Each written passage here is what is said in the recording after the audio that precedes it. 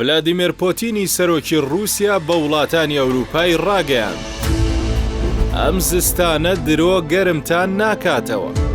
سەرۆکی رووسیا وتی پێشتر خۆرئاوا بە سوودوەرگرتن لە سەرچاوەکانی وزەی یەکێتی سۆڤیەت قەیرانی خۆی لە هەشتاکانی سەدەی ڕابردوودا تێپەڕاندووە.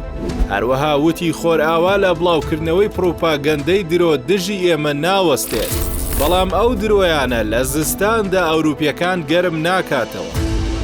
وتیشی دەستەبژێری ئەوروپا نایەوێت چارەسەرێکی کردداری بۆ قەیرانی وزە بدۆزێتەوە کە بەهۆی سیاسەتەکانی خۆرئاواوە دروست بووە. رووسیا لە ڕێی پرۆژەی نۆرد ستریمەوە گازی سروشتی دەگەێنێتە ئەوروپای ڕۆژاوا. ئەم پرۆژەیە لە ساڵی 2011 بە درێژایی 1220 کیلۆمەتر لە ژێر دەریای بەڵتیقەوە لە کەنارەکانی رووسیاوە بۆ ڕۆژهەڵاتی ئەڵمانیا درێژ دەبێتەوە و ڕۆژانە 170 ملیۆن مەتر سێجا گازی سروشتی دەگەێنێتە ئەوروپا. ئەمریکا و بەریتانیا هەر لە سەرەتاوە دژی ئەو پرۆژەیە بوون و دەترسان رووسیا وزە وەک چەکێک بەڕووی ئەوروپادا بەکار بێنێت.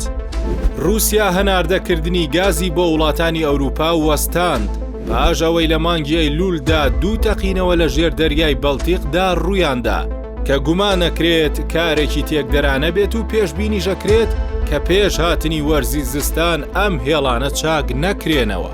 تەقینەوەی ئەم بۆریانە گومانی ئەوەی لێ دەکرێت کاری رووسیا خۆی بێت بۆ ئەوەی ئەوروپا دەستبەرداری پشگیری ئۆکرانیا بێت.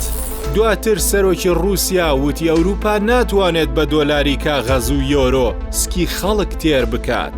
بە پارەی مەجازی ناتوانن ماڵەکانتان گەرم بکەنەوە و ئێمە ناگەڕێنەوە بۆ سەر ئەو سیستەمە جیهانیەی کە پێشتر تێیدا بووین و ئەمریکا دەیەوێت هەموو شتێک بە بێئەدەبی و زۆرەملێ بۆ خۆی ببات. هێزیش ئایندەی سیاسی لە جیهاندا دیاری دەکات.